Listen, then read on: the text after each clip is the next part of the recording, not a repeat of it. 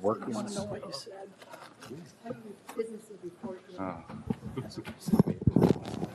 We'll go ahead and call the Willmar City Council work session to order for Tuesday, January 22nd. First item on the agenda is the Open Meeting and Freedom of Information Act. Mr. Robert Scott, our city attorney, will be doing the presentation. Thank you, Mayor, members of the City Council. This is a training presentation that I've given to the council on previous occasions. Actually just checked, and I've given this fairly recently in September of 2017, so all but Councilmember Davis would have had the misfortune of hearing this before. Given that I do plan to be much more abbreviated today, and in fact I've got my stopwatch that Ike made me bring with me. What I'm going to try and do is just hit some highlights of the longer presentation I've given before, and I want to make sure to make time for your questions of me as well. I understand some questions on open meeting law and the Data Practices Act may have come up at your retreat and subsequent work session. So to the extent you want clarification on any of those issues, I want to at least take a stab at it here today. But I'll start with the open meeting law and jump right to it. At the outset, I think it's helpful to understand before thinking about specific situations that come up what the policy purpose is of this statute. The open meeting law is a state statute. It's designed to bring transparency to local government, to make sure that city business is conducted in view of the public who's interested in watching. It basically has a couple requirements. Anytime city business is going to be conducted, there needs to be notice given to the public so the public knows when and where you're going to meet, and they must have the opportunity to observe your decision making. There's a couple specific exceptions to that requirement that meetings be open to the public that we'll touch on in a minute, but in general your business needs to be conducted in open in public meetings.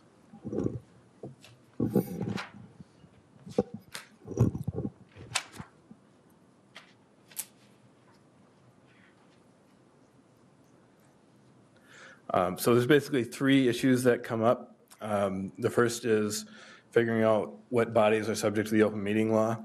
Obviously, it's not a surprise that the City Council is subject to the open meeting law. That's very clear. It gets to be a little trickier when you start talking about your various boards and subcommittees and commissions, and we'll talk about that in a minute. And then the stickiest issue, the issue where most issues tend to arise, is recognizing when you're actually in a meeting under the open meeting law. So what would a court look at and consider as a meeting? And that's a little less intuitive, so that's where some awareness should be worked on, being developed. Obviously, we just talked about the City Council is clearly subject to the open meeting law. Generally, any of your standing committees, subcommittees, certainly any charter established or ordinance established boards and commissions, formal structures created as part of your local government are also subject to the open meeting law. There are other community-based organizations that do a lot of work that's in the public interest that, because they're not governmental in nature, are not subject to the open meeting law. So we're talking about the Chamber of Commerce, the Willmar Area Foundation, for example. Unless they're a governmental entity, they are not subject to the open meeting law. Your standing committees, generally, because they would meet, if you reestablish them, they would meet on a regular basis and be a regular feature of the City Council organization. They are subject to the open meeting law. There are a few committees and types of organizations that this body can form that would not be subject to the open meeting law. Those would be considered ad hoc committees. That means they're comprised of less than a quorum of the council, and we'll talk about what a quorum is in a minute. They have no authority to actually conduct city business on their own. They can only bring recommendations forward to the council. And they do not have a standing meeting date. In other words, they meet on a specific subject only as needed. There's not understood that they're going to be meeting on the third Tuesday of every month. They just meet when there's something to talk about. I believe some recent examples of such ad hoc committees that would be exempted from the open meeting law would be, for example, a task force to talk about the City Hall project. I know that's been under consideration. appointments to the Invest in Willmar subcommittees, because that's a community grassroots organization, not a standing committee of the city council that would likely be not subject to the open meeting law. Occasionally, the city council will appoint a negotiating team for labor negotiations. That again would be a project-specific committee that would be exempt from the open meeting law.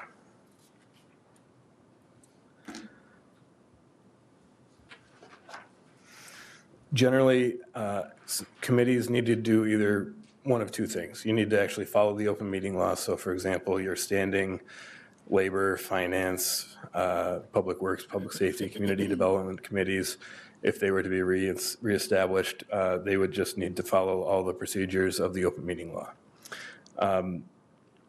For the ad hoc committees, if they are not subject to the open meeting law and they're not going to be as a policy following all the requirements of the open meeting law, some tips to follow is just obviously make sure that there's never a quorum of the city council present, that they are in fact purely advisory, that they do only meet as needed, they don't have a standing meeting date.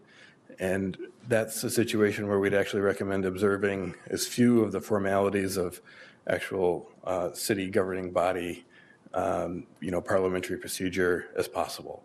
So you don't necessarily need to take formal meeting minutes, make motions and votes as you would in a formal governmental setting. Those are really just task force to bring ideas to bear and then ultimately develop some recommendations to the council.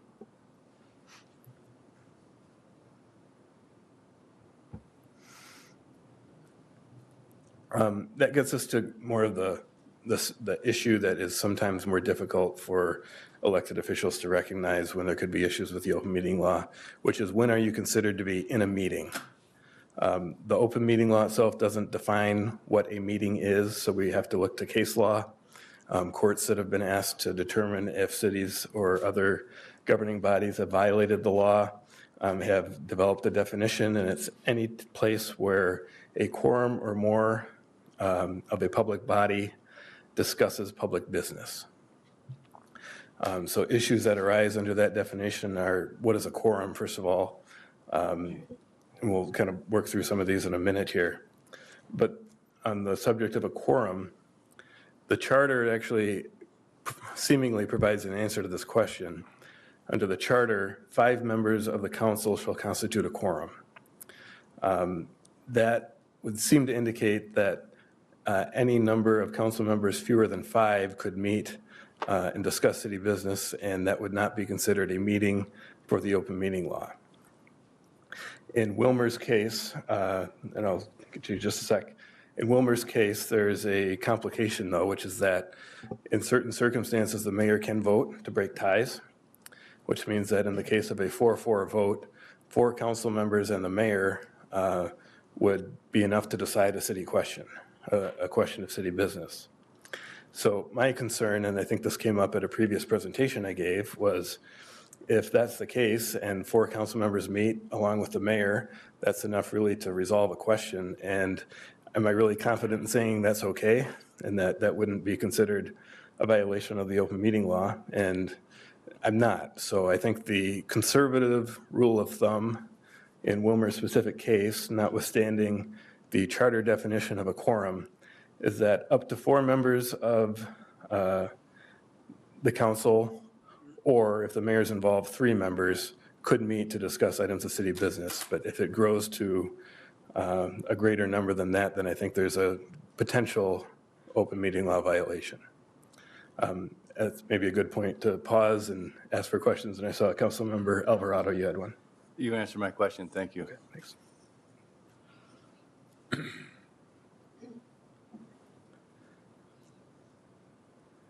So in previous presentations, I've gone through in more detail on this, but I just want to flag a couple issues, situations that I think when we in our office have encountered cities running into trouble with the open meeting law. It's situations, it's usually not a situation where there is a deliberate intent to circumvent the open meeting law and to conduct business in private. There are more frequently situations where the members simply didn't recognize they were in something that would be considered a meeting. Social gatherings, community festivals, retirement parties, You're all community leaders. I think there's a not insignificant chance you could be invited to the same type of community event. And when you see each other, you have, the common thread of being on the council is probably easy to discuss city business. It's just kind of a way to be friendly and interact with the people that you have common ties with. I guess I just want to try and raise a red flag here that if you ever find yourself in a situation where there's a significant number of you, we'll say 4 or more, and you're not in a formal city council meeting, you should be on alert that you need to be careful and just take care not to discuss city business. If there's a situation where you know you're going to be at an event, we'll work with staff to try and notice it as a special meeting, just to make sure there can't possibly be a violation. Communicating before or after meetings, you're technically outside what would be considered a properly noticed meeting before the meeting starts and then after it adjourns. So if you hang around after or are here early and there's a significant number of you, more than a quorum around the table, that's the point where you should be careful about what you discuss. It would be outside the confines of what's recorded, what the public would have access to. Joint meetings with other bodies, on occasion that will happen. I remember one a couple of years ago, I think, with the Utilities Commission. Those are fine, but they're considered official meetings of both entities. Both entities then have to go through the notice requirements under the open meeting law, so the public knows that those bodies are meeting. And then the big one is serial meetings, and this is particularly problematic because they can happen without any council member understanding that the discussion they're having could involve a quorum of the council. And that means council member A has communications with council member B, and then council member B maybe talks to council member C and D, and then down the line. And if that's done on the same issue and serves the purpose of formulating agreement of the council or trying to resolve an important question of city business, that would be considered an open meeting law violation, even though there was no instance where a quorum of the council was present at one time. And then the biggest cautionary note we sound here is for emails.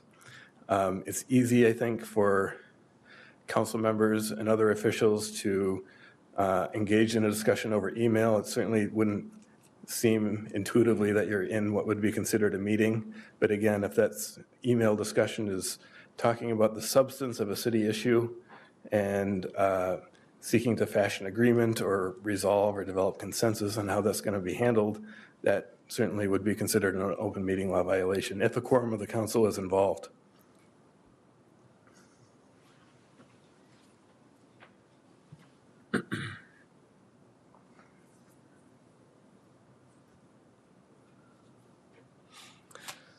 Really quickly, we used to have concerns about council members using social media and potentially interacting with other council members. There's a statute now that clarifies that that is fine. You can do that so long as any social media posts or communications you engage in are open and observable by the general public. So no creating private groups of just council members or restricting public access to your social media activity if it concerns city business. And then finally, the last point, I guess, meeting notices. I think we've talked about this in previous occasions, but there's basically 4 different kinds of meetings you can be in. There's a regular meeting, which is what you're in right now. That just means that it's regularly scheduled. The city clerk has a schedule in the city hall of all the council's regular meeting dates. You meet, you don't have to post special notice every time you have a regular meeting because the public knows when the regular meetings are. Anything goes in a regular meeting. Any item of city business may be conducted, whether it was listed on an agenda or not. There's no limits to what may be addressed by the city in a regular meeting. The next kind of meeting would be a continued meeting. So a meeting starts, it was properly noticed either because it's a regular meeting or the special meeting notice was posted. You weren't able to finish your business by a reasonable time, so you decide that we're going to come back same time, same place tomorrow.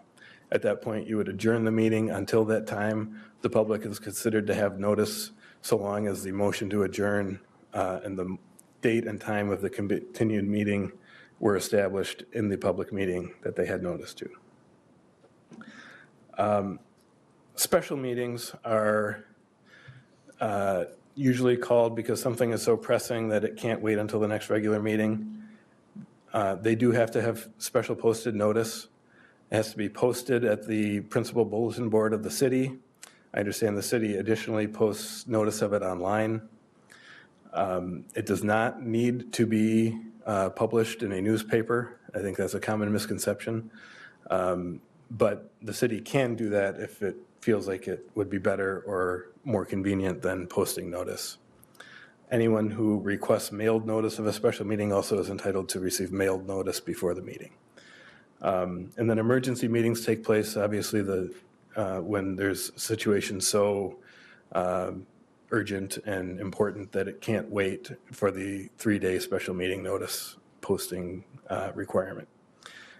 In those cases, the city just has to make a good faith effort to try and contact the media and alert them that there's going to be a special meeting, and then obviously make public any materials or actions taken immediately afterwards.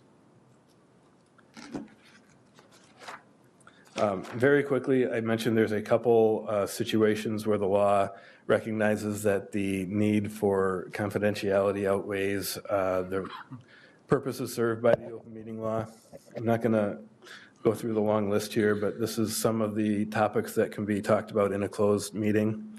There's a specific procedure to follow to close a meeting that I will work with the mayor and staff on when we know that we have to do this. But the most common instances where you'd want to close a meeting would be if you're going to talk about labor negotiation strategy, if you're going to conduct a performance evaluation of the city administrator, or potentially consider making an offer to sell or purchase real property. I think those are the most frequent occasions for a closed meeting. And then finally, if you're in litigation or facing imminent litigation, we're able to close a meeting so that you can hear from the attorney giving you candid legal advice and talking about strategy. With that, those are the highlights for the open meeting law. Are there any questions on anything I've talked about on that point? Mr. Scott. So my question for the newspaper, you don't have to buy an ad or put it in a legal notice in the local newspaper. No, for a special meeting, to meet the notice requirements, 3 days in advance, you need to post notice, the bulletin board, and mail notice to anyone that's had a standing request for such notices. Okay, because I think in our case, there was an article by Shelby that we were having a meeting, but there wasn't anything as a legal meeting in an advertisement. And I think Mr. Enos said we needed to do that, so he was not correct then. That is correct that he was not correct. Yeah, posting notice and then mailing it to anyone who has requested notice is all that's required, 3 days in advance. Question. Yes. You said for some of the task force committee meetings that didn't have to have open meeting law, but can the public attend those? Like the Invest in Willmar? There's certainly nothing to prevent the city from making those public if they so choose. But if it's a task force that is not subject to the open meeting law, it's not legally required. So the public doesn't have a right to observe those meetings. Okay.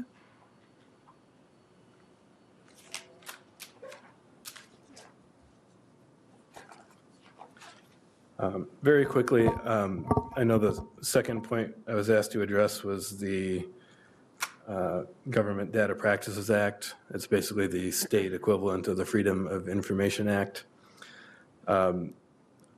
Like the open meeting law, the Government Data Practices Act is designed to promote transparency in government. It establishes a presumption that any government data, so whether it's a document or a digital file or handwritten notes that concerns the actions of city government, is public and must be produced to the public upon request. It's an extensive statute. It does address numerous categories of data that are more sensitive and that, according to the legislature, the interest in keeping those private or limiting their access outweighs the public's interest in seeing them. So a couple things just for the council to keep in mind. Most of this is administered at a staff level. You appointed at your organizational meeting the city clerk to be the responsible authority to administer the Data Practices Act. That means any requests for data are made to her, and it's up to her to respond accordingly and make public any data that are responsive to the request. For tricky issues, I'm sure our office would be consulted as well. But the thing to keep in mind is that government data doesn't have to be kept in a file cabinet at City Hall or on a city-issued computer. Any data that is stored anywhere in any form. You're doing good. But you're close. Almost done. He's close, Mayor. No matter where it's kept, any place, any form, it is government data. And the key thing I think for council members to understand there is if you are using personal email for city business and saving attachments onto your personal devices, you're subjecting your email accounts, your personal email accounts and your personal devices to search, really, in the event that the city gets a data request for data that would be stored on your personal device. If we get into litigation and a party serves a formal discovery request and it's seeking data that may have been kept on a personal device, that would also result in city IT staff probably having to look through your personal device. So the point is, to the greatest extent possible, if you're able to avoid commingling your personal communications with your official city business, that's strongly recommended. Avoid saving files to personal devices. That's the biggest takeaway there. The other point to highlight is, as council members, you will on occasion receive sensitive data that the legislature has determined, notwithstanding the presumption that all government data is public, should actually be kept private.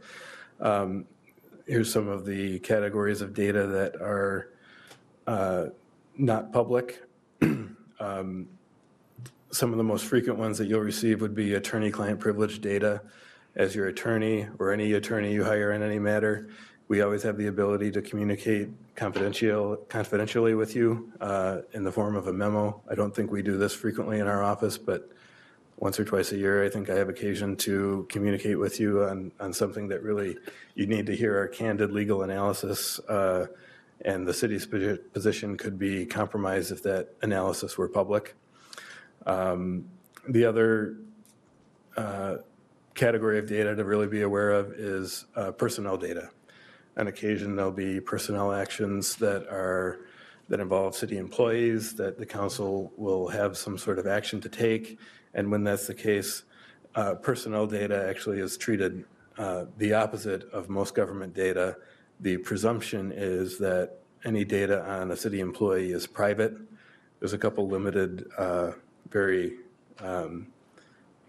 basic pieces of information about employees that are public, but for the most part, the presumption is anything on a city employee is private data. So if you receive sensitive data like that, understand that it's very important that confidential information be kept confidential and not disclosed to anyone, really apart from anyone on city staff who's involved in the matter or our office. Any questions on handling government data?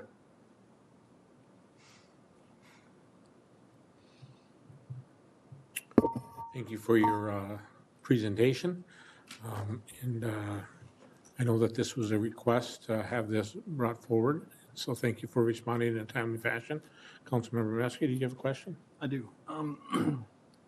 For our retreat, this was brought up at the last meeting, handouts that we give out at a retreat. How do we deal with that when members of the public wish to see those documents? What's our responsibility for those?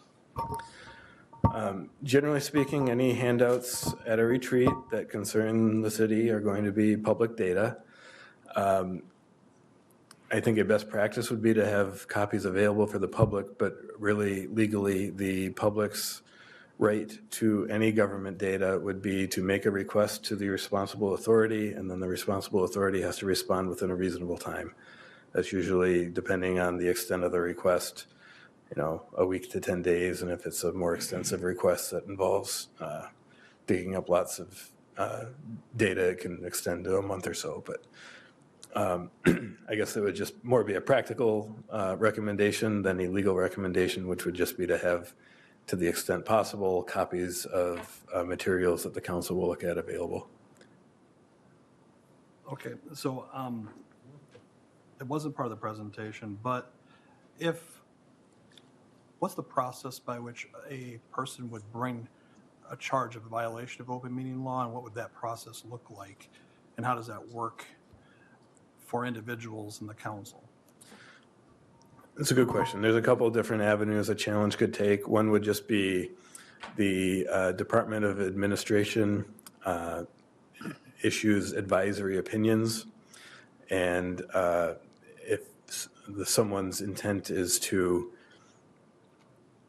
just get an opinion about if something that happened actually was a violation of either the open meeting law or the Data Practices Act, they can seek an advisory opinion. Both sides have the opinion to tell their side of the story, basically, and then the Department of Administration would issue an opinion. There's really no consequences that run with that. There could also be a lawsuit brought in district court, and that's where the consequences could be, I think, a little more concrete. Council members, if they are found to have intentionally violated the open meeting law, can be fined. I believe it's up to $300. I can have a slide on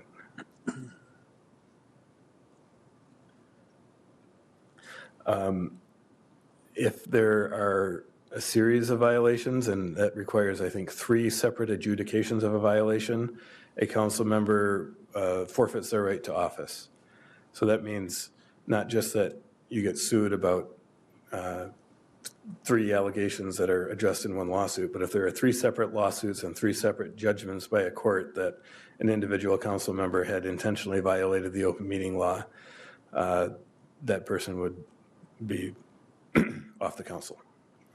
That's pretty extreme. I don't expect we'd ever run into that situation, but that's what the law says. The biggest consequence really is just to the institution's reputation and the trust that the public has in the body if there's a violation that occurred or a series of them. And one last one, even Yes. though what I'm hearing is, in particular, as I was listening last week, although maybe not a violation of the open meeting law, perhaps could be good practice to perhaps post a retreat on our bulletin board. And in addition to that, perhaps even on the website with handouts made available that way, even though we don't need to, that may make more transparency. Well, Councilmember Muskie, I think that the retreat itself, I mean, there's no exemption for a retreat. You're not exempt from public notice requirements. That's so- not what I'm saying. Okay. But a retreat is essentially a special meeting. The council is meeting outside its regular meeting date. You have to follow the special meeting notice requirements. That means 3 days posted notice and mailed notice to anyone who has requested it from the city clerk. And I don't understand that anyone has. At previous presentations, no one has. I do believe the city takes the extra step of putting that notice online as an additional measure of transparency. But the handouts could be probably. The handouts, again. But I mean, sometimes you don't know how many people of the public are going to show up, so you may not have enough copies, and I understand all of Yep. that. But that would alleviate also the request for them if which ones were there. Yep, I mean, I just want to yeah. make sure Yeah, it's, we again, can improve as we move forward. sure. So I just want to follow up on that comment. In what you said in your presentation, and I believe how you just answered it to Councilmember Meske, is that these notices of our meetings are to be posted at City Hall, because currently we're not doing that. So they're on the website, but they're not posted at City Hall. So are you saying they should be posted at City Hall? Yeah, the statute requires that they are posted, and my understanding is they are in fact posted. The city has a bulletin board at City Hall that when it has a special meeting, it posts notice of that meeting 3 days in advance. I thought that was Yep. one of the accusations of Mr. Yeah, all meetings are posted in the bulletin board in the front lobby. I thought that was one of the things that he alleged. He said we didn't have a notice in the newspaper. Okay, that's what he was There saying. was an article written by Shelby, the reporter, but we didn't have an advertisement in the classified section notice, public notice. Thank you for your report. As always, it's very thorough, very educational, and very timely. So thank you for And your very work. exciting, I know. Yes, and very exciting. That was the part I missed. I'm sorry. Next is continuation committee structure discussion, City Hall Task Force members. Mr. Hollander, City Administrator. Mayor and council, tonight we're going to continue our discussion and hopefully come to a conclusion with the council committees and the City Hall task force assignments. The recent council retreat and work session, we've discussed going back to the committee structure and establishing the task force council members from each ward for those committees and also for the City Hall task force. Enclosed in your packets, I think that first of all, I would make a request that if you haven't done so, review the committees. We have Labor, Finance, Community Development, Public Works, Public Safety, and the City Hall Task Force, and ensure that all the names of the council members are correct. And so that's the first action that I would just ask of everyone. Is everyone in agreement that those are correct? Then you want to also address the staff members too? Also, there was a discussion, and for my own information, on the City Hall Task Force, I included the mayor and myself, along with council members Asmus, Alvarado, Meskey, and Swantis, and the city planner, Sarah Swedberg. Does anybody have any problems? Because the mayor's part of the council, and that would take us up to 5 members at those meetings. Does anybody have any comments or discussions about the City Hall Task Force and the mayor and myself being included?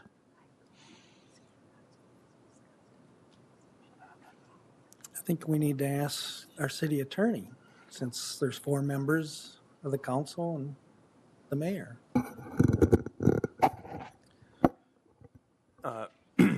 Mayor, members of the council, my recommendation is I think that works okay, but I think you would just want to make sure that this task force, this committee, if it were to include 4 council members and the mayor, would follow all open meeting law requirements so that notice of your meetings be posted and that they be open to the public.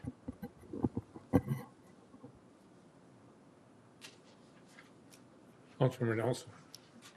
Just for clarification of that, so if it is declared an open meeting and there are 5 people there, what keeps them from voting on something? Councilmember Nelson, the committee or commission or task force, as we're calling it, would be established by the council. It would only have the authority to make recommendations to the council. It could not meet and vote as the city council. It's simply a different body than the city council. That's where the charter definition of quorum does come into play, because it takes 5 members of the council to meet and actually conduct business. So this body, if it were created with 4 council members and the mayor, would not have authority to conduct city business in the city council's name.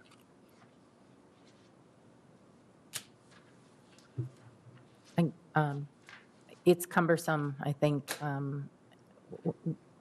just for we've been challenged with whether we're meeting open meeting requirements. I think this is a sensitive topic. I understand the mayor wanting to serve on there, but I do have a concern about it basically constitutes a quorum in my mind with that. So, but I understand it. I think making notice of the meetings and doing all of that and making it open to the community creates a different kind of task force than for 4 people to sit down to look at that too. So I guess that goes back to what is the intent of the task force and what kind of information is going to be shared and those types of things, so.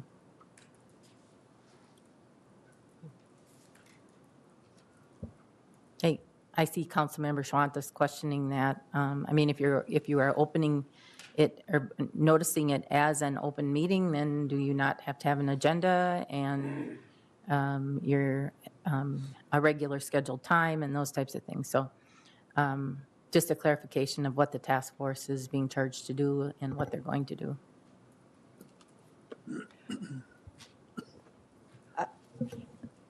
Councilmember Schwantes. Thank you, Mr. Mayor. I did have a bewildered look on my face because I don't see why we would not allow committee or community members attend that meeting.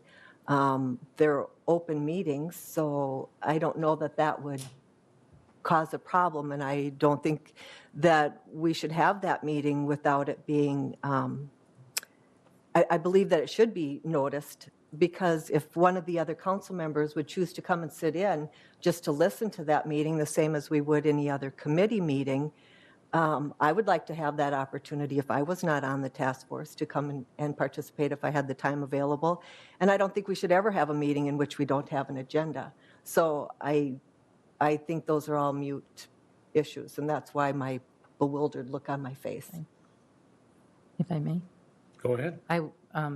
I know Mr. Scott wants to speak, but I was simply seeking clarification for that's what the structure was going to be, which does open it up to the community for engagement. So I thank you for those comments and to seek just for how the community will perceive it. So, Mr. Scott.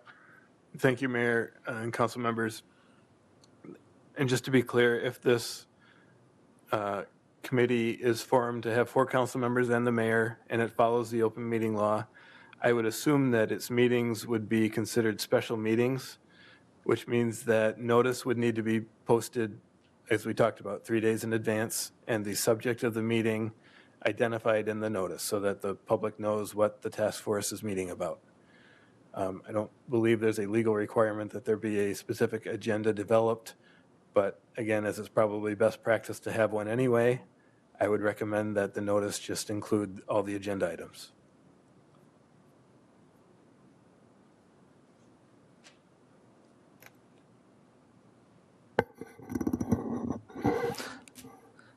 If that concludes the discussion, so it seems like we have an agreement that all the names under the different committees and the task force are correct.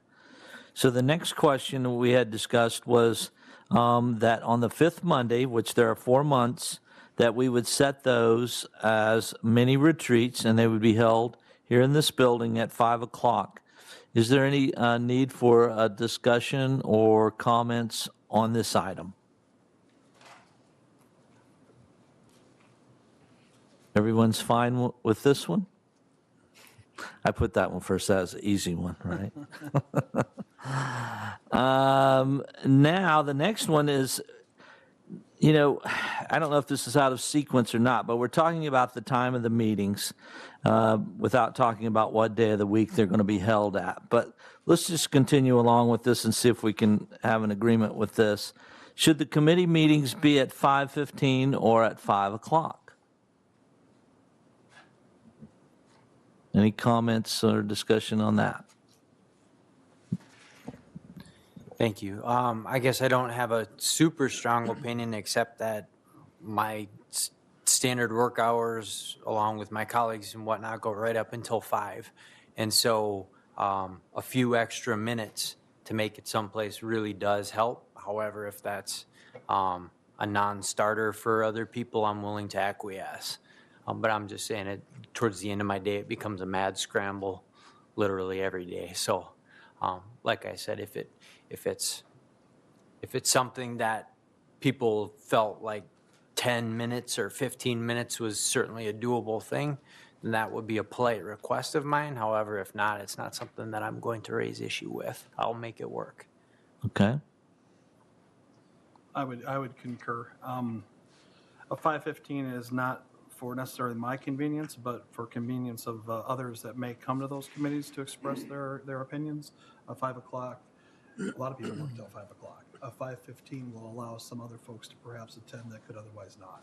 I know that is, perhaps adds more time for others to be committed to staying that late, but I think it's a better time frame for the public to attend. Okay. Anyone else?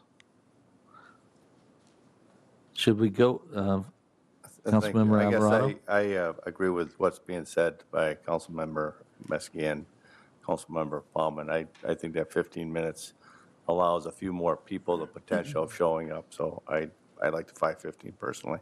Okay. Thank you. Anyone else? Do I seem to have a consensus 5:15 is a good time? I'm looking just nods. Okay. Oh, wow. We're doing great. Now, the next recommendation was that we would hold the Finance and the Public Works meetings on the second and fourth Mondays, ideally because we have the council meetings on the first and third Mondays of each month. And then we would have the labor and the community development meetings on the first and third Mondays that match the council meeting nights. And if I recall from the discussion, labor does not seem to have as many topics as the other committees, and also unless they're in union negotiations. And so therefore they felt like that we could have those on the first and third Mondays and still not be restricting the time for discussion. So are we in agreement that we could have the Finance and Public Works Committee meetings on the second and fourth Mondays? We'll start there. Is there any discussion or comments on that? Councilmember Nelson. Just clarification, if they're, each committee meeting is going to start at 5 o'clock, so are we just doing finance once a month and public works once a month? I do have a concern about putting those back to back and having to come up with different timeframes with that. So it was my understanding that that Public Works, at least last month, had requested that we have it on the opposite time from city council meetings in order to allow for that. I guess I'd rather see some other options than trying to stack those on one evening. And not opposed to 5 or 5:15 or what day of the week. I know there was a request to strictly have meetings on Mondays, but I think there's 3 out of the 4 of us that are on both those committees, which if they're going to be done, we're going to have to notify 2 different meeting times on one night. So I'm just wondering how that would work and if it wouldn't be possible for those meetings to be determined by the committee groups. And there, I thought we just had consensus that it was at 5:15. Now we're going back to 5 or 5:15? I'm fine with 5:15, but what are you notifying for finance and what are you notifying for public works? Because they're 2 different committee meetings.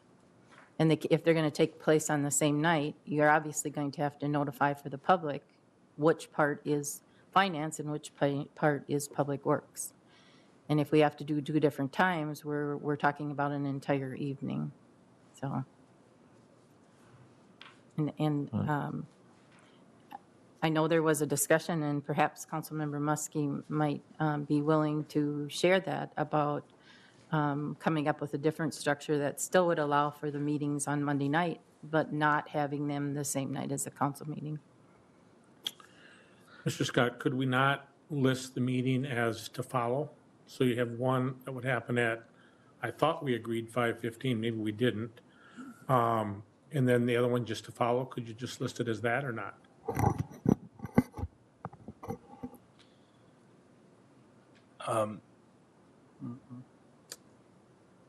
That's one I haven't considered. I think that would probably work. If I could I ask a question just because I wasn't part of the discussion at the retreat? It sounds like you're moving back to committees. These meetings would take place with just the 4 council members who are on those committees? Correct. Suggestion. Yeah, and the staff members who are listed. And the reason that we listed the staff members is that, you know, I had asked about the city administrator being at all the meetings, and just did not feel appropriate to have the city administrator at 10 meetings a month. So, so I asked him to just put what he thought was best. And we came up with this idea to bring to the council for the council's decision, not the mayor and the administrator's decision, but the council's decision. So Councilmember Osmus. Okay. I still like the idea of Mondays, just because I have those blocked out for the week. They're open. I don't think it would be so difficult to say 5:15 finance and 6:15 public works, public safety. If we got done a little earlier, then there's a little break in between. If we went over, anybody who wanted to be there at 6:15 for that meeting would just be able to wait. I mean, I don't think that's such a big stretch to just list those times. I thought people had said that most of these meetings didn't go longer than an hour. So. Yeah, I think if you take a look at some of our past agendas, I just looked at tonight's agenda to see if it was one of them, but it's not. We have, so like when we have public hearings, like we had 2 weeks ago, we had a public hearing that started at 7:01, and then we had another one at 7:02, and the next one at 7:03. Well, we just did the one meeting until it was done, then we went to the next meeting until that was done, then we went to the next meeting that was done. And so, you know, so we do have some past precedent of having done that. I've also served on state boards where this question has been asked of the Attorney General's office, and the Attorney General's office ruled that you can list the meeting to follow. So we haven't had our city attorney research that, which we'd certainly want to have done. But, you know, we certainly could look at that. If you just list one to follow, you could do that. You can do it at whatever you want, but again, I thought we were at the 5:15 time. I think It we isn't went about the backwards. 5:15 or the 5. It isn't about the 5:15 or the 5. It's about what nights they're on. Right. It Just to clarify, before, did they meet twice a month? Okay, so they would have to be, okay. And I just want to tweak my time frame then to go 45 minutes per committee. So 5:15 finance, 6 o'clock public works, public safety. It's done by 6:45. There's a 15-minute break before the council meeting. If I could add, Mayor, members of the council, I don't think this is an insurmountable issue. I think the issue is just maintaining a regular meeting schedule that puts the public on notice that there will be meetings taking place about this time. If there's one of the 2 committees that meet on the same night that will always be meeting second, you could basically adopt a formal meeting schedule that says, for example, Councilmember Osmus, the the second committee meets at 6 o'clock, or is, you know, immediately following the previous committee's meeting. I think that works fine. Councilor Mineski. The more I thought about this, and I was part of the committee structure before, the way we've organized this and having labor and community development scheduled for the Mondays when we have council meetings and finance and public works on the other weeks when we don't, it sets, in my opinion, a hierarchy of these 4 committees that we have, in that we said the finance and public works need to be on these so they would have a week to bring things back. But then it also then penalizes the labor and community development that they're bringing them 1 week and they would have to wait potentially for the following. And when we had committees before, how we set it up was we had, on the first and third Mondays, we had simply the council meetings, and all of the committees met on that second and fourth week. That way, everyone had the same opportunity to bring stuff the following week to the council. The way we do this, it sets up, in my opinion, only a hierarchy of the 4 committees, and it puts a couple of them, labor and community development specifically, that says, you can bring your stuff, but you may have to wait up to 2 or 3 weeks to bring it back forward. And I don't think that's very fair. I think we had addressed some of our Monday concerns with some folks in their ability to attend. So, and again, if having committees is better than not, in my opinion, so if it does not work, I am fine, but I believe it does set up a strange hierarchy, in that we have labor and community development on the second and fourth Monday, and that finance and public works find a time when the community members can meet, the council members can meet during that week, whatever it be, adhering to a 5:15, 6:15 start time. I just think that that is a cleaner way to do it. I know when we started talking about working meetings like we are today, we said we wanted to limit the amount of motions that went from this meeting right away to the council meeting. And it would solve that problem as well, because there wouldn't be any meetings before the council meeting. We would be simply dealing with council business.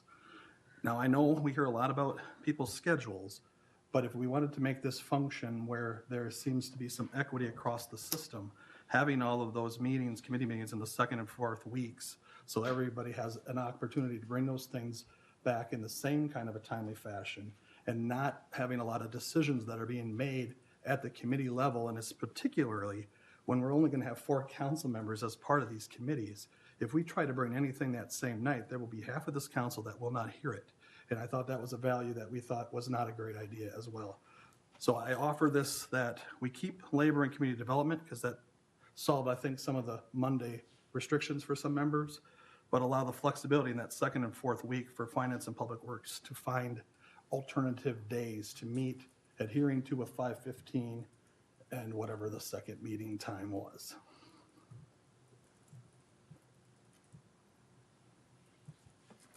Thank you, Mayor. I think I'm supportive of that. I don't know if that will work from the standpoint of finding times with the committees.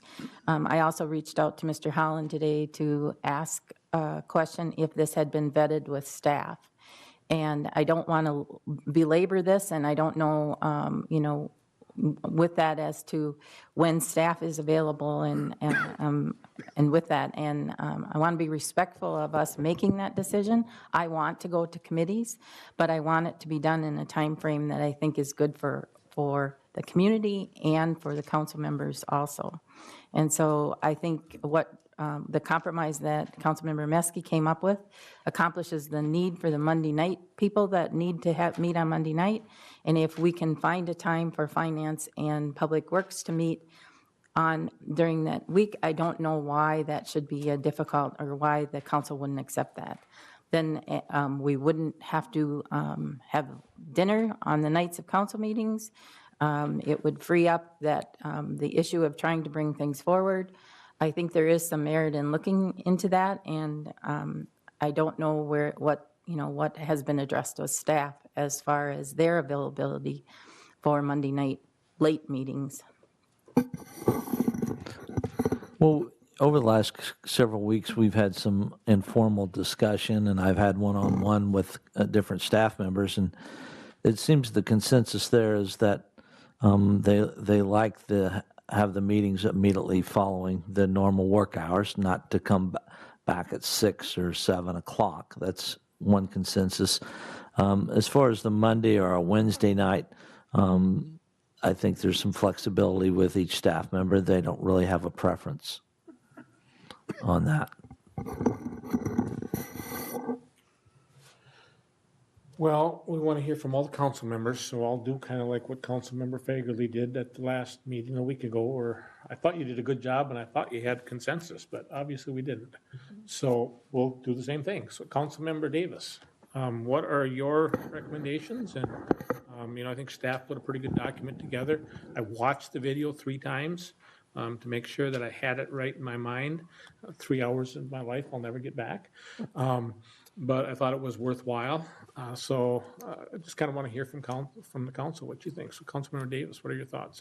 We've got a couple different ideas on how we run the meetings. So, Well, I like the Monday night personally, but then I agree with Councilmember Muskie that maybe it's better to have the meetings the week before the council so that we can think on stuff and not vote right away after.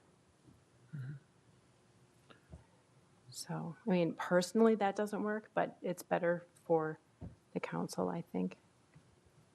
Councilmember Schwantes? Thank you, Mr. Mayor. I think I've made it pretty clear that I prefer Mondays. I think it's unfortunate that we spent an hour talking about this at the last work session. I think it was 57 minutes that we spent talking about it. I thought we came to an agreement and what was workable.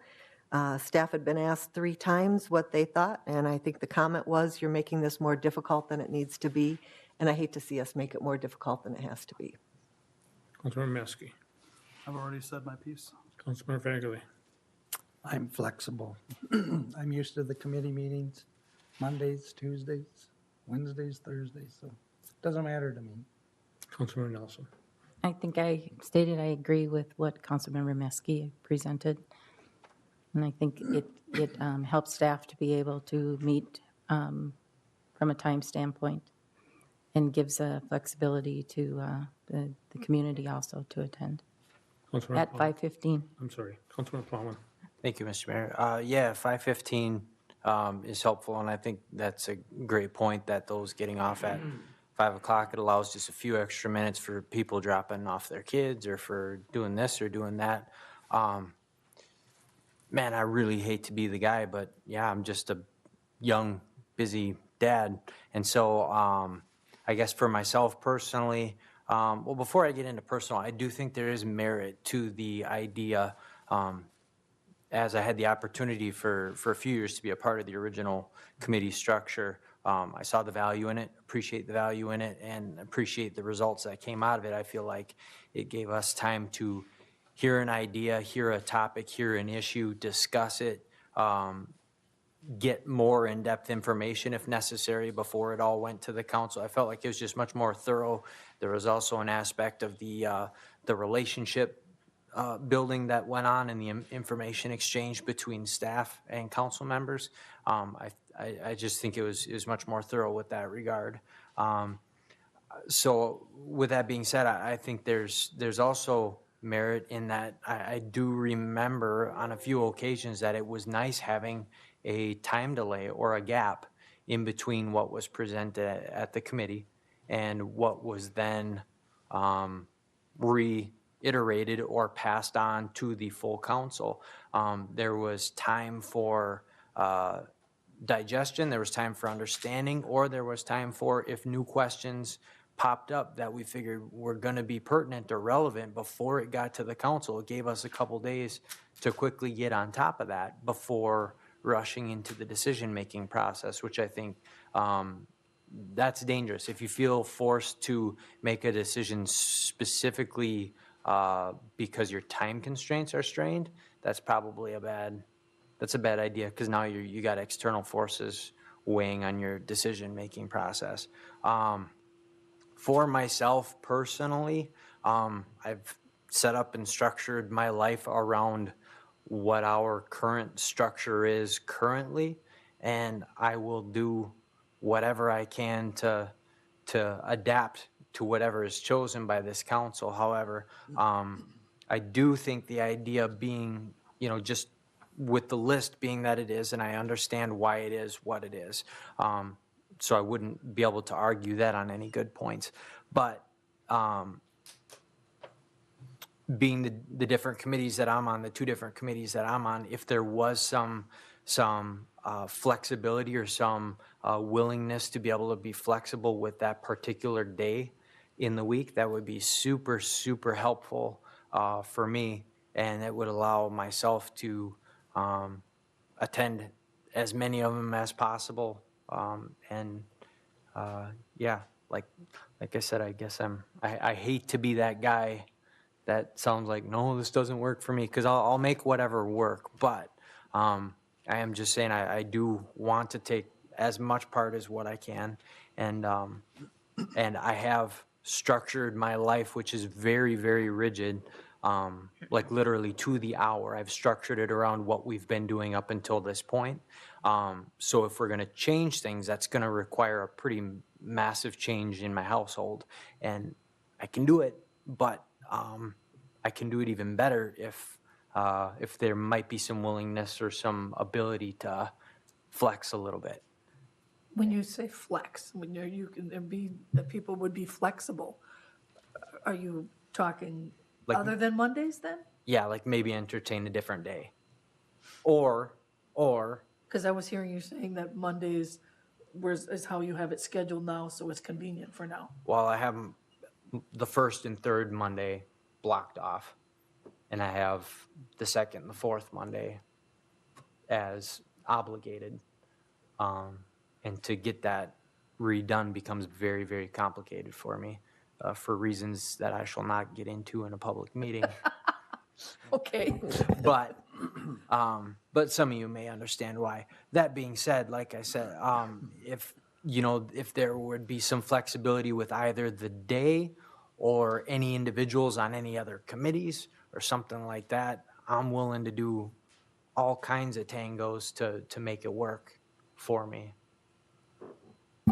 But I want it to be known that I want to be at the table and I want to do as much as I possibly can. But I understand that the good of the whole cannot be sacrificed for the good of one. So that would not be healthy. Councilman Rasmus. Okay.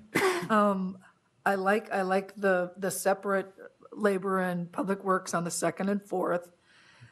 And the reasoning, I mean, if I go back to the last meeting, was we just discussed labor doesn't meet that much. So if that's on a city council night, it's very rarely going to have to happen, except when we're in negotiations. So really, we're dealing with community development being on the same night as a council meeting. And everybody's talking about having to push a vote up to the regular council meeting. And to me, that just didn't happen that often. It happened on occasion, but it isn't like it's happening every week. So that, to me, isn't an issue that it's getting brought up and then people haven't been able to discuss it before it comes up to a vote before the council. So I don't, I would prefer they stuck with Mondays. I just want to ask a clarifying question, if I may. You're saying that community development stuff didn't come forward that often? Is that what you're saying? Or you're saying anything didn't, not very much came forward? I think it only had to get moved forward if there was an emergency. I mean, it was a time-sensitive issue. And I just don't feel like we ran into that many that had to go from the work session to the council vote at that same night. I mean, I just don't think it's that big of an issue. Councilman Alvarado. Thank you, Mr. Mayor. I like what Mr. Muskie had to say. I also like having my Mondays available. I think we've given the work session a chance to work. We've decided we want to go to the committee structure. I think we go with the Mondays, give it a try, see how it works, and if we have to adjust, then we adjust accordingly. We're adjusting our work session, so if we have to adjust our committee structure or our meeting times, we have to adjust that. So onward and upward. Okay, Councilmember Davis. If there was something we had to vote on that night with labor or community development, couldn't we just all meet? Could we all go to the meeting and all hear the same thing? They would be on the 2nd and 4th.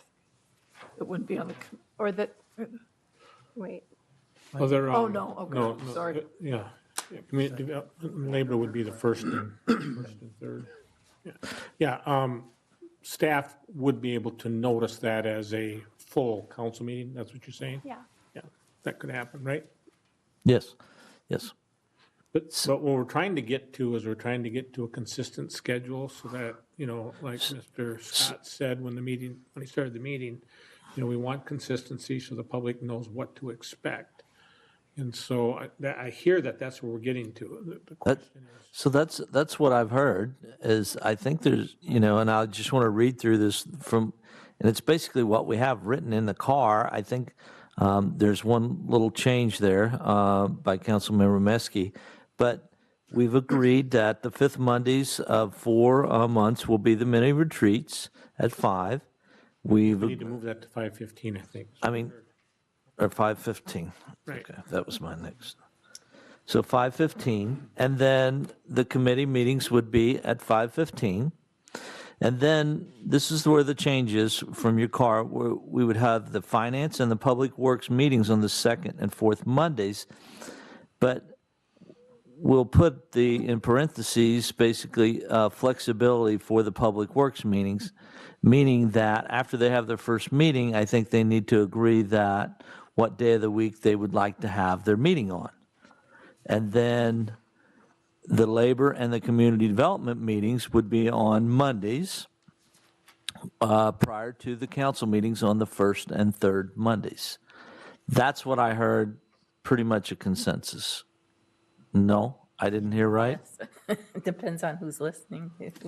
Oh, Well, you had 1, 2, 3, 4. You had 4 say that they want to leave it on Mondays. Then you had 4 saying it was 50-50. Is what it was.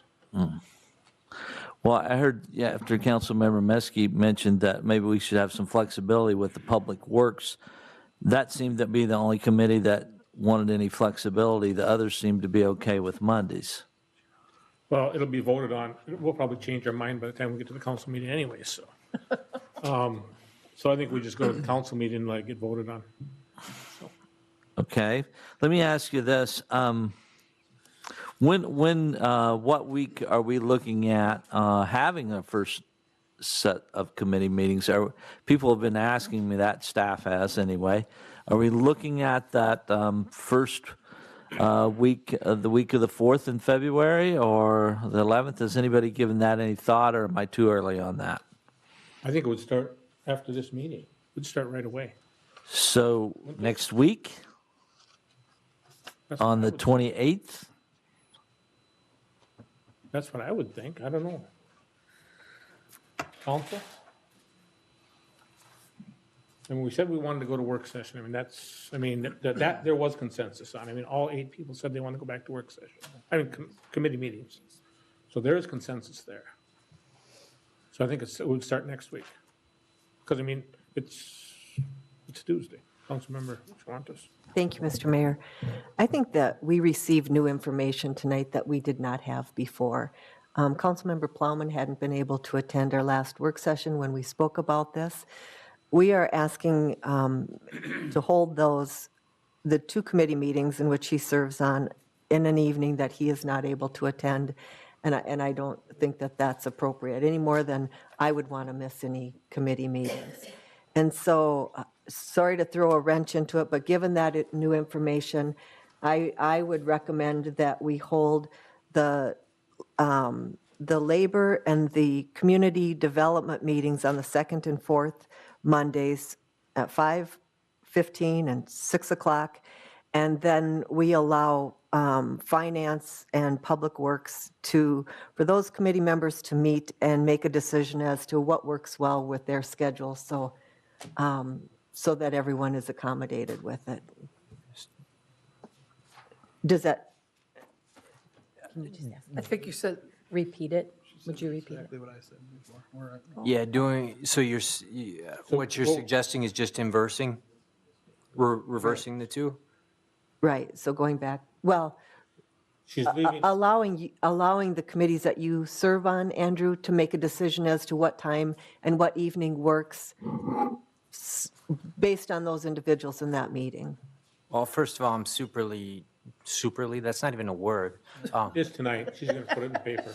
Superly, I'm incredibly humbled by that, and I appreciate anybody here taking my life and schedule into consideration when doing that. It means an awful lot.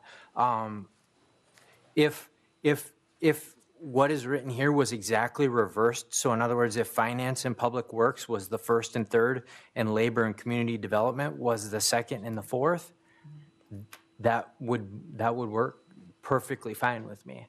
Okay. Or if it was changed to, I mean, there's other options there too, but I mean, that would solve what would be a major problem. And So, can you repeat what you said? Because I don't think what he said is just what you said, but I may have heard it wrong. no, Councilmember Maskey. Well, I think what I heard Councilmember Schwanta say was the same thing that I started out by saying. I thought you were saying that we would be having labor and community development on the second and fourth Monday, and in that second and fourth week, finding a day that would work for finance and public works people. I didn't hear inverting them back to on those Mondays. Because if we go to those two committees on Mondays, I will be very adamantly opposed to that, because those are the issues that tend to be coming through right away, and we'll have half of the council hear them and being asked to pass them at the same evening. And I will not enjoy that system. And I also want to put a shout out to Labor. Labor has brought a lot of things actually forward that we're not dealing with labor or negotiations, from Cronus to restructuring and positions and so on. So I don't want to diminish how much labor means, because there's like, oh, we just meet a few times a year. We have brought a lot of things forward, and we want that committee to be considered as important as every other committee, and that we can bring things by every week if we wish. Okay, then to bounce off of that, yeah, if it was, so on the first and the third week, if it was a different day that week, even, that would be awfully helpful as well. I mean, I could work with that. It's, I wish I could be more specific about why, but I think we all understand. We understand what you're talking about. yeah, it's just, I just can't. Yeah, that's fine. So I think we're getting consensus. I think that this needs to be talked about at the regular meeting and voted on. A decision has to be made to be brought forward with the motion. We can't do that here. We don't do that. Right. Okay. So we have consensus on everything except the days of the week that the meetings will be held. And also, I wanted to talk about location, because we've talked about, previously we were going to have these on Mondays, and so we meet out here on Mondays, so we would hold the meetings. Now, that's why, when you say, well, let's meet next week, well, if we're going to meet out here, I haven't made any, inquiries to what rooms are available and space and things like that. I think that those meetings will be held at City Hall, So we want to have all the meetings at City Hall? except the council meetings. Yes, I want that's what I heard anyway. I see one person going, what? May I? Go ahead. In light of what we're talking about, if we're talking about where we're placing finance and public works, if we're in agreement that those would not be on the first and third Monday, they can certainly be any day of the week in that first and third Monday, or any day of the week in the second and fourth Mondays, because it will be done after the council meeting, which means the only meetings that would be happening here would be the first and third weeks per council meeting. Okay. Every other meeting would be accounted and done at the City Hall. City Hall. Yeah, because there's a meeting Okay. upstairs and downstairs. We have to have two separate meetings, and we have multiple recorders. I just wanted to get that clarified, and so, I appreciate it. I didn't have a preference, but I wanted to get that clarified. So we will bring this forward, and I recommend we bring this forward in the regular meeting and see if we can't get a motion. Basically, it seems like of what two committees will meet and whether they're on the second and fourth or the first and third Mondays, or if there's flexibility after each of the No? No, the meetings, Labor and Community Development will meet the second and fourth, and Finance and Public Works will meet and will set their schedule after they have their first meeting on what day they'll meet. That's what I'm hearing. Am I hearing that correctly or incorrectly? Correctly. Okay. All right, I So think, they will develop their own schedule after their first meeting, but it will be a regularly scheduled meeting at a regularly scheduled time, is what I heard. okay. Sounds like a Monday, Tuesday, Monday, Thursday. Okay. Public comment. Is there anybody from the public that wishes to speak? None tonight. What? The sheet's empty, is what he's saying. But we still have to give Ms. Sawatsky and Shelby an opportunity to speak. Okay, designation of individuals to the Invest in Willmar Board and Project Areas, Mr. Holland. So my next item is the Invest in Willmar Board and the project areas. And enclosed in your packets was a schematic of the City Council, the Park and Rec Board, the Invest in Willmar Board, and then most importantly, the 6 projects that were approved through our ballot last November for the local option sales tax. And if you look at that chart, you will see that there's a name of council members underneath each one of the projects. So first make sure that your name is under the correct area. And then also under the Invest in Willmar Board, you see council members Meskey and Nelson. It has the mayor and the city administrator. We are not members of that. And when I did this, I thought about putting ex officio members beside that. So maybe we'll see if we can't fit room in there and redo this chart so that demonstrates that the mayor and the administrator are not voting members of the Invest in Willmar Board.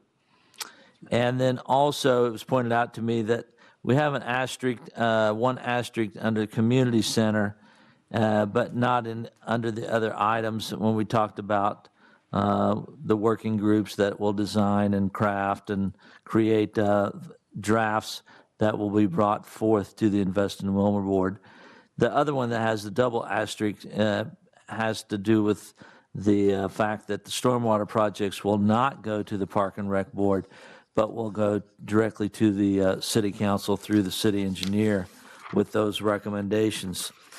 And so tonight, I would like to have any discussion that we need to, if anything, on this topic, and that we approve this in the regular meeting would be my recommendation, Mayor. Okay, this is kind of what we talked about at the retreat. These names were forwarded at the retreat.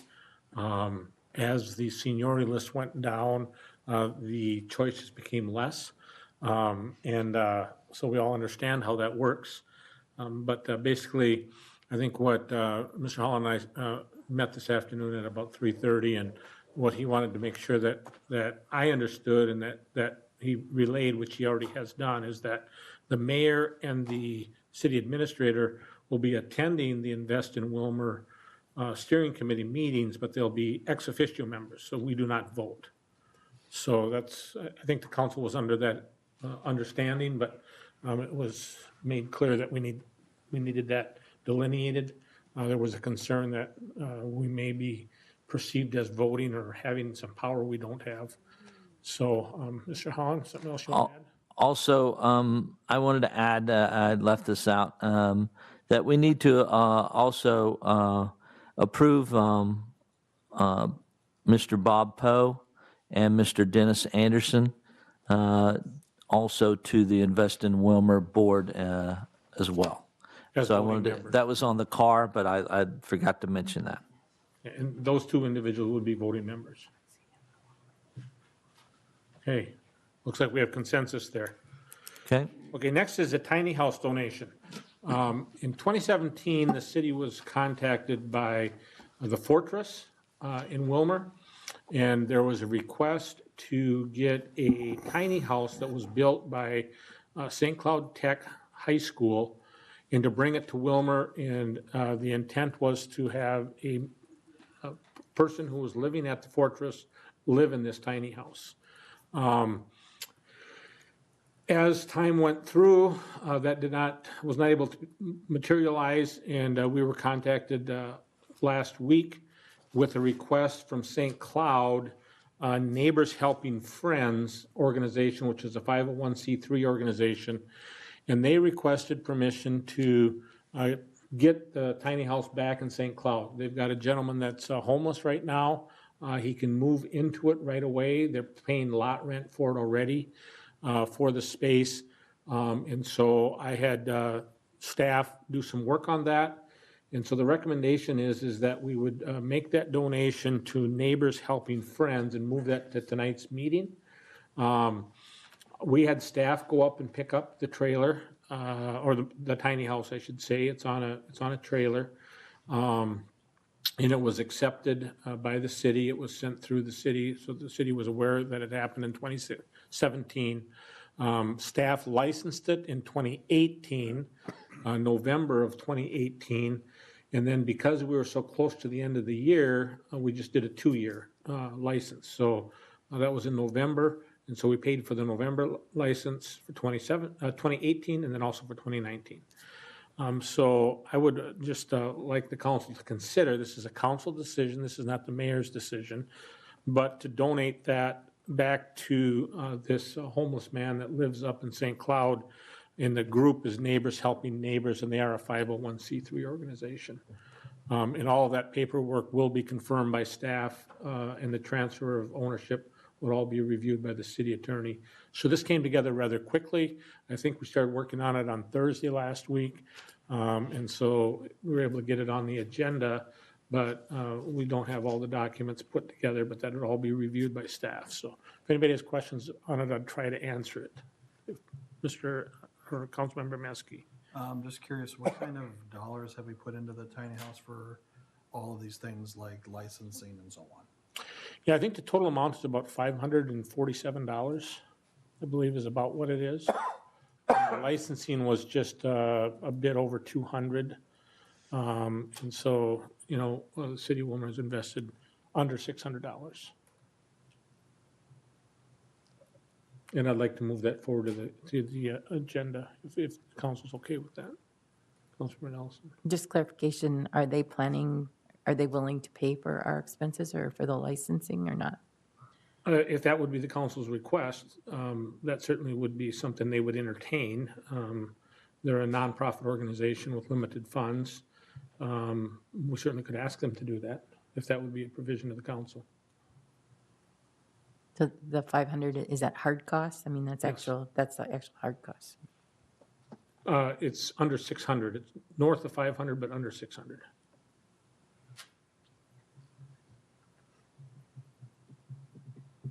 Move it forward. Okay, Yep. we'll do that. Anything else for the good of the order? We're adjourned.